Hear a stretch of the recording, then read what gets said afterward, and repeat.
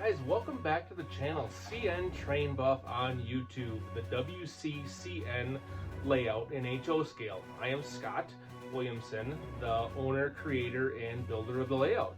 Let's take a look. It's been a while. I have 5 daughters in total. 2 are in college, 1 just got her driver's license, and 2 younger ones in middle school, junior high. So life is busy. Also, I have changed careers, so that has taken up quite a bit of my fall and up till now. So last 3-4 months, from being a regional territory sales manager to now being a general manager of a whole branch, so with a different company. So great change for me and my family. Gives me more time in the train room. Been doing a lot of building of models, which I'll show you here shortly. I think I've done, I don't know, 15, 20 in the last 2 months, give or take here. So that's been good now. The cold weather's here.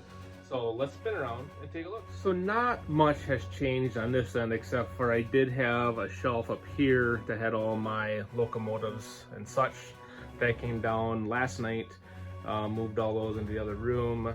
But that would be, this is going to be my Wausau or Stevens Point yard. Not sure what we're going to call it quite yet. But helix comes up from level 2, which is down below, which is down here. This is actually level 2 because there's staging underneath. And then we'll go from there. So let me spin around here. So this is really what I've been working on the last couple weeks for sure. This second level on this side is actually all new within the last couple days. The lower section where the drill sits there was there last time I did the video. And then we'll take a quicker look there. That is my Nakusa paper mill, also known as NEPCO from the early 80s and 90s. So here at NEPCO, again, Nakusa Papers in Nakusa, Wisconsin, if you actually take a look on Google Earth, it looks very similar to this. I tried to model it as best as possible with the space that I got. It is currently sitting on a 28-inch wide by 8-foot long module. Let's just kind of take a look here. So we have one track that goes back there in the back, another track that goes into that building, and then a third track that goes all the way down from the other side. So kind of cool, got a lot of detail. These will have lights. There's lights glued into the roofs, just a matter of wiring them, but this all just got put together and set last night already.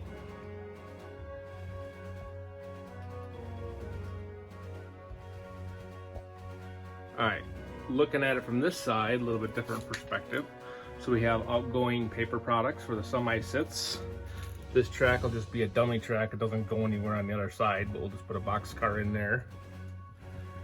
We have some tanks here, some chemical tanks. These I all, like I said, again, built all these within the last, I don't know, 2 months for sure. It took me about a month, give or take. So little extra details there. And the back side of the actual boiler plant.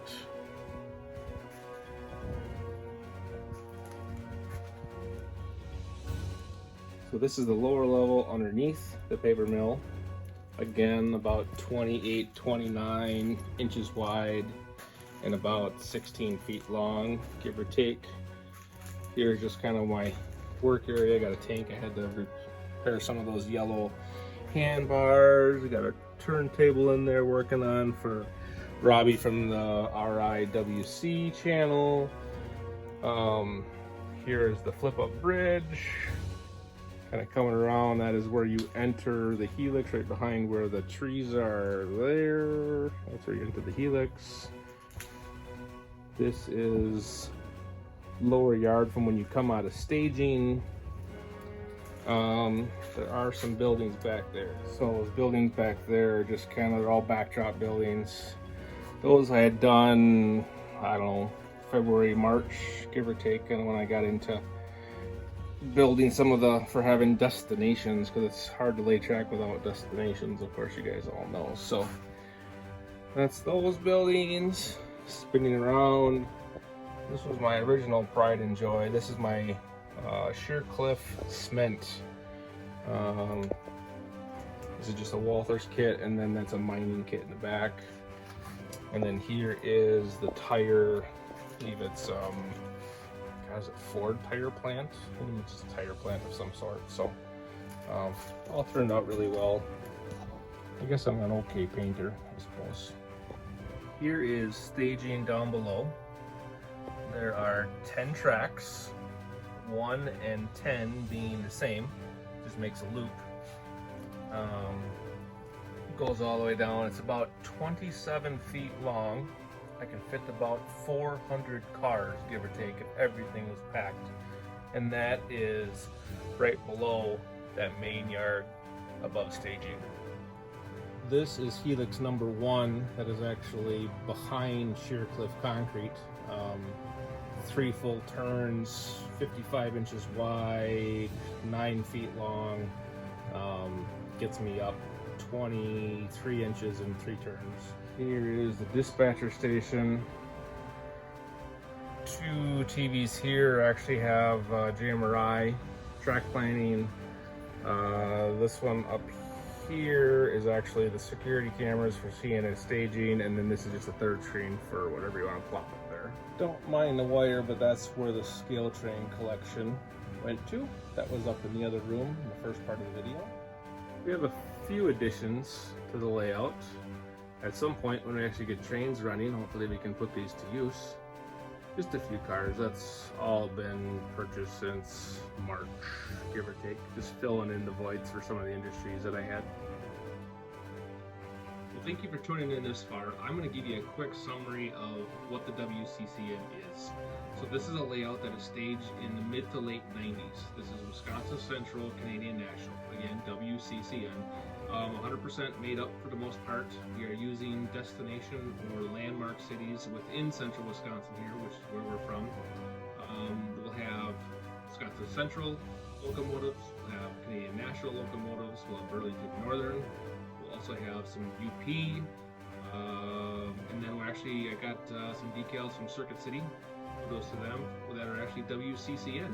So they're old Southern locomotives that'll have the WCCN patching on them. So that'll be pretty cool when you get to that point.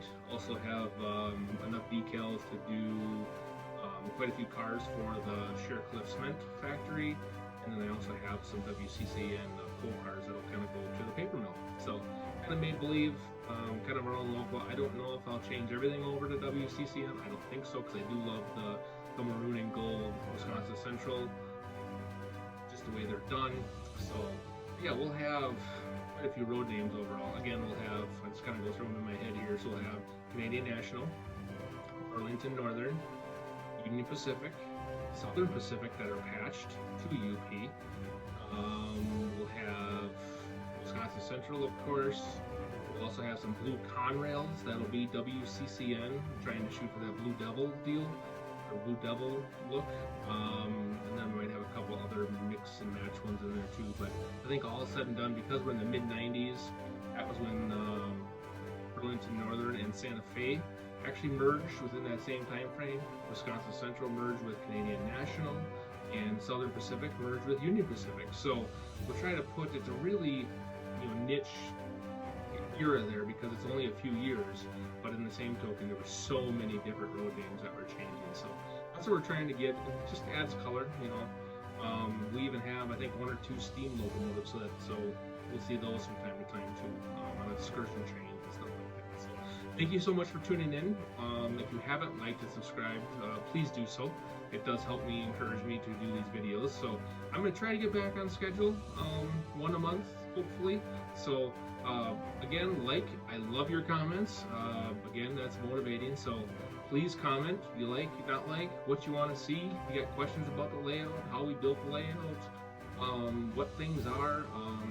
I'm going to continue to model build probably for the next 2 months, just for destinations. And then next time I do a video, sometime in mid to late February, I'll show you what we got done. So no real solid goals at this point, but we'll be in touch. So like, subscribe, and see you next